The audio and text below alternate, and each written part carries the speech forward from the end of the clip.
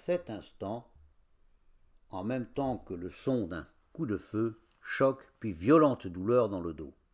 Cependant, réflexe, il empoigne la crinière de l'étalon au moment où ce dernier, effrayé, s'emballe dans un galop furieux. Le réflexe évite la chute du cavalier ainsi que celle de la jeune fille cramponnée derrière lui. La pente est raide, quelques foulées de galop plus tard, la situation est à nouveau sous contrôle, il devient possible de s'intéresser, de s'inquiéter du sort de la jeune fille. Non, rien, rien de plus qu'une piqûre d'épingle. Ne te retarde pas pour moi, pousse ton cheval. Il souffre moins, mais il lui semble qu'un liquide tiède lui coule le long du dos. Impossible, sa compagne n'est pas blessée, il ne peut pas l'être au travers d'elle. Lâche imagination. À moins qu'une fois encore les femmes ne se montrent plus courageuses que les hommes. Mais non, en la circonstance, une explication qui ne tient pas. Décidément, tu n'écoutes pas. Pourtant, je t'en supplie, nous ne sommes pas encore hors d'atteinte. Pousse ton cheval autant que tu le peux. La pente est raide, le sol est en pierraille, l'étalon a le pied incroyablement sûr, mais il doit choisir où poser ses pas. Il ne peut pas réellement grimper plus vite. Tu crois que ton père nous prendrait pour cible? Lui, je ne sais pas, mais ses copains sûrement. Des copains? Bon, plus justement des complices, qui ne nous lâcheront pas si facilement. Regarde devant nous, à moins de 100 petits mètres, la forêt de sapins, le salut, ils ne nous verront plus. Complices ou copains, ils sont nombreux? Je ne sais pas. Ils ne sont jamais venus chez nous. Réunion fréquente, mais pas à la maison. En général, l'homme qui se prétend mon père s'y rendait seul, mais parfois sa femme l'accompagnait. Avec ou sans elle, j'ai souvent soupçonné son mari d'être plus ou moins ivre quand il rentrait, mais je ne pourrais pas le jurer. Ils parviennent enfin au couvert des arbres. Faisons une pause. Les talons effectuent un travail extraordinaire, mais la sagesse commande de ménager ses forces.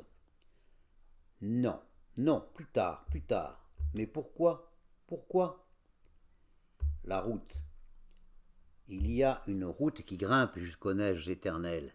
Des véhicules sont peut-être à nos trousses, c'est même vraisemblable. Nous devons absolument atteindre la neige avant eux. Dans la neige, ils pourraient continuer qu'à pied. Plus aucune chance de nous rattraper. Pour nous, la neige, le salut. La nuit sera bientôt là. Nos ennemis, nous aussi, nous allons tous être pris par la nuit.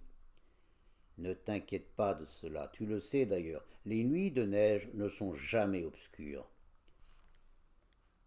On arrive à la route qui paraît déserte, ils traversent, quelques instants plus tard, la neige, ils y sont. Mets le cheval au pas, mais continuons de monter. Tu n'as pas froid? Son étrange rire de cristal. Mais toi, oui, tu as froid. À ce moment, venant de la route, concert d'aboiements. Nouveau rire de cristal.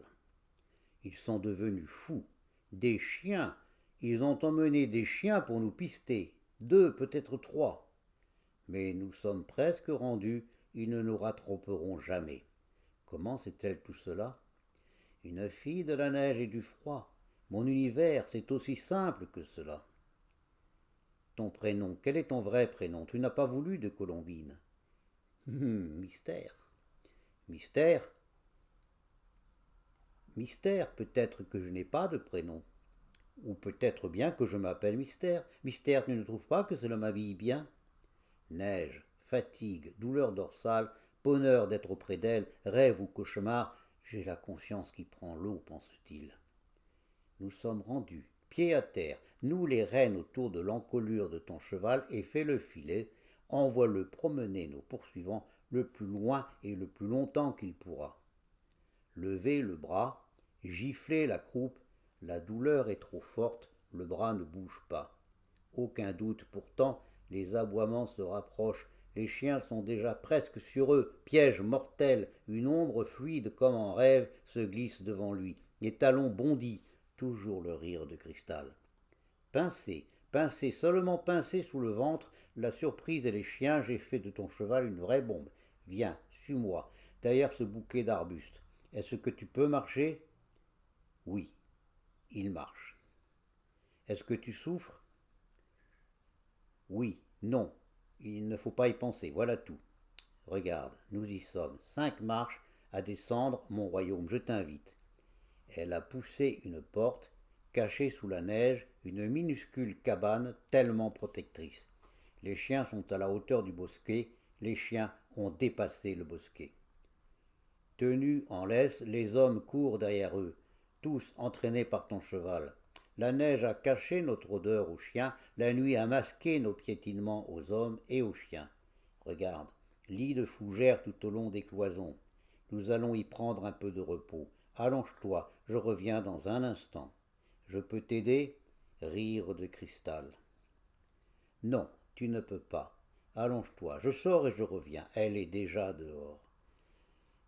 Seul, un peu désemparé, debout dans la petite pièce obscure très faiblement éclairée par les lueurs de neige, au-delà de la porte restée entr'ouverte.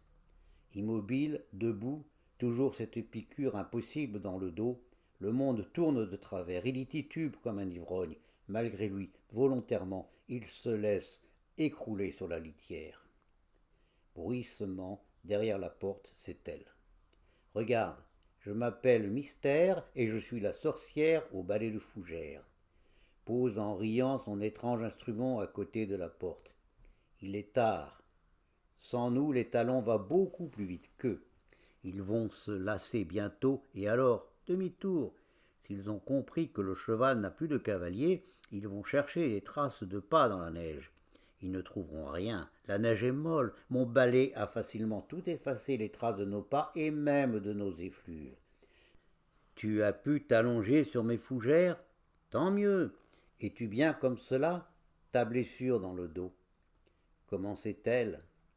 Tes fougères, magnifiques, elles effacent les empreintes, mais aussi les douleurs. Mais toi, elle pose un doigt sur ses lèvres.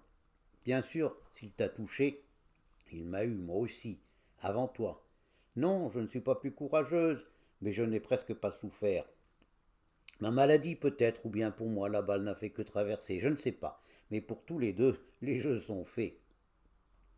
Sortis du cercle des humains, nous échappons aux hôpitaux d'État et à leur aide à mourir. Les vivants ont parfois besoin qu'on les aide à vivre, mais pour mourir, personne n'a besoin d'aide. J'ai poussé la porte, il ne fait plus ni chaud ni froid, il n'y a plus désormais rien de visible au monde. Je m'allonge à côté de toi. Mon chéri, prends-moi dans tes bras. Tu prends très bien dans les bras. Première et dernière nuit, nous n'en aurons pas d'autre. Une nuit d'amour pour une vie d'amour. Faisons un enfant, nous ne nuirons à personne. Faisons un enfant, lentement, sagement, amoureusement. Et puis s'il nous reste un peu de force, nous dormirons ensemble un peu, quelques instants, juste avant le grand appareillage de l'aube prochaine. Il s'éveille. Il ne souffre plus, plus vraiment. Mais il est épuisé. Il a froid, très froid. Presque inconscient d'épuisement. Lutter pour ne pas sombrer, pas trop vite, pas complètement. Tu as dormi? Je ne sais pas. Peut-être. Et toi? Moi non plus, je ne sais pas. Éveil ou sommeil, quelle différence à présent? Tu trembles? Pourquoi est-ce que tu trembles autant? C'est vrai, violent frisson, irrépressible contraction. Un peu de fièvre, un peu de froid, ou les deux à la fois, rien de bien grave. Spasme violent, tu ne peux pas survivre comme cela, tu dois te réchauffer. Il y a un petit poêle dans la cabane. Je l'allume parfois pour les très grands froids. On ne pouvait pas le mettre en route plus tôt, la fumée aurait fait comme un drapeau. Mais au profond de la nuit, la fumée, personne ne la verra. Tout est prêt, dans un instant, la température va s'élever. Il l'entend s'activer, mais il ne voit rien. Bien sûr, la plupart d'entre nous voient dans l'obscurité, mais personne ne sait pourquoi. Bientôt, la danse d'une lueur.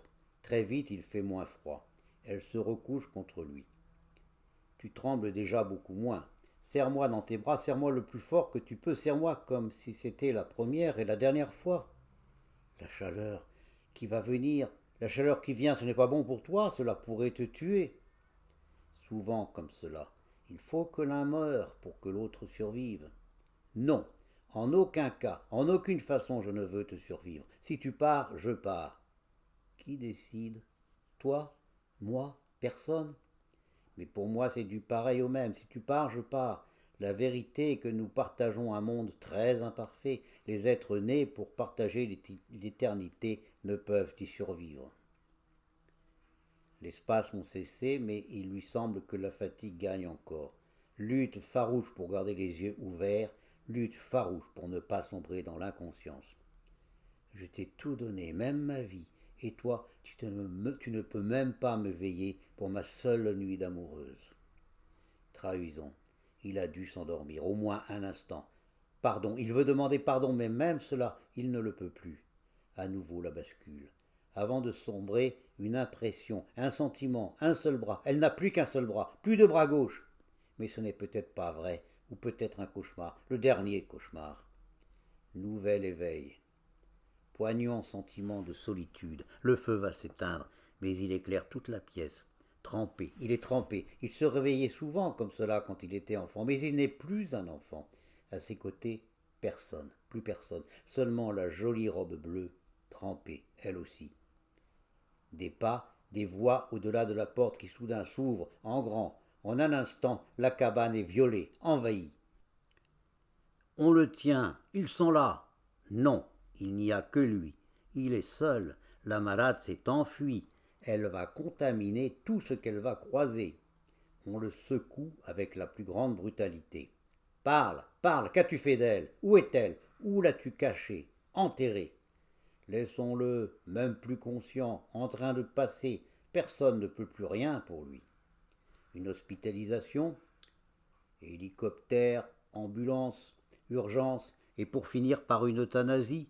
Quel bénéfice! Quelques heures au plus, sans doute moins. Il aura passé sans avoir rien coûté à personne. Dans cet abri, sous la neige, cercueil et tombeau pour l'éternité, personne ne le dérangera jamais.